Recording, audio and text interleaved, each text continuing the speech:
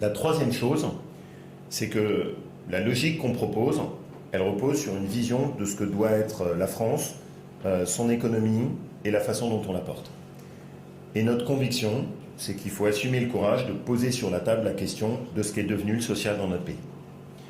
Et vous connaissez nos combats, ce sont toujours les mêmes, et ce qu'on porte, et on va vous faire des propositions très opérationnelles dessus, c'est que dans notre pays, il faut garder le social, il faut arrêter l'assistanat et il faut revaloriser le travail. Et on a fermé les yeux sur une dérive lente, profonde, durable, dans laquelle le social s'est transformé en assistanat et a conduit à la dévalorisation du travail et au découragement du travail dans notre pays.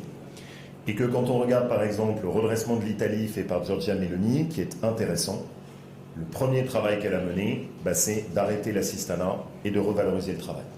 Et ça lui a permis de redresser le taux d'emploi, ça lui a permis d'avoir des économies budgétaires qu'elle a pu redéployer en direction du monde du travail. Et donc nous, on est convaincus que c'est le chemin qu'il faut suivre.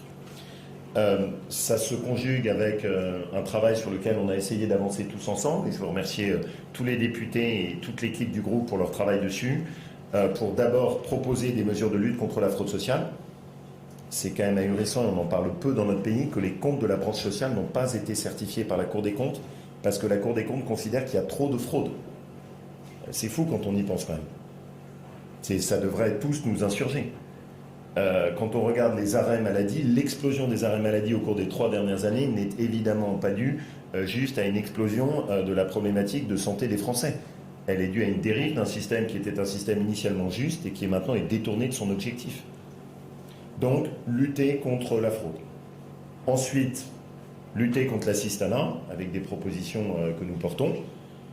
Et enfin, porter un programme de revalorisation du travail, parce que l'objectif n'est pas de sanctionner, l'objectif est de permettre aux gens de basculer de l'assistanat en direction du travail. Je pense que c'est la meilleure politique qu'on puisse mener.